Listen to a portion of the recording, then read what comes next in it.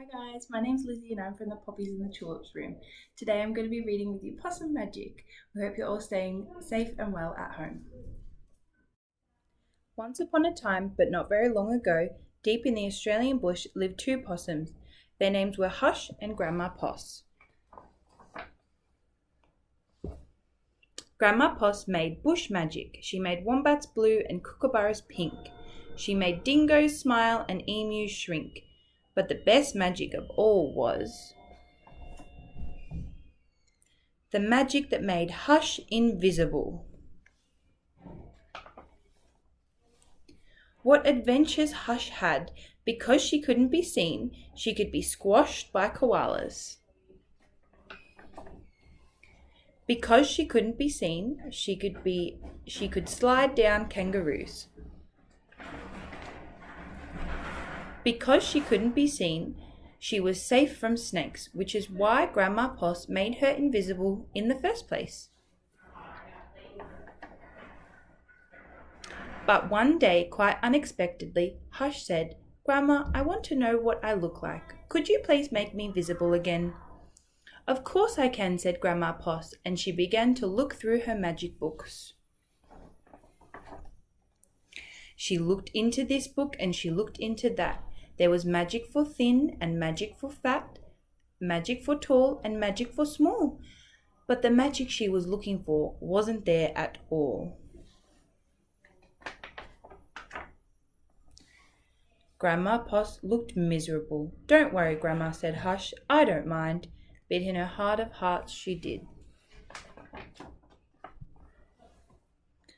All night long Grandma Poss thought and thought.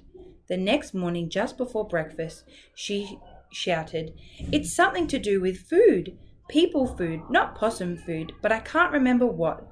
We'll just have to try and find it." So later that day, they left the bush where they'd always been to find what it was that would make Hush seen again. They ate Anzac biscuits in Adelaide, Mornay and Minties in Melbourne, steak and salad in Sydney, and pumpkin scones in Brisbane. Hush remained invisible. "But don't lose heart," said Grandma Poss. "Let's see what we can find in Darwin." It was there in the far north of Australia that they found a Vegemite sandwich. Grandma Poss crossed her claws and crossed her feet. Hush breathed deeply and began to eat. "A tail, a tail," shouted both possums at once, for there it was, a brand new visible tail. Later on a beach in Perth, they ate a piece of pavlova. Hush's legs appeared, and so did her body. "You look wonderful, you precious possum," said Grandma Poss. Next stop, Tasmania, and over the sea they went. In Hobart, late one night in the kitchens of the casinos, they saw a lamington on a plate. Hush closed her eyes and nibbled. Grandma Poss held her breath. She waited. "It's worked," she cried. And she was right. Hush could be seen from head to tail. Grandma Poss hugged Hush and they both danced. "Here we go, round the lamington plate, till early in the morning." From that time onwards, Hush was visible, but once a year on her birthday, she and Grandma Poss ate a Vegemite sandwich, a piece of pavlova and half a lamington, just to make sure Hush stayed visible forever.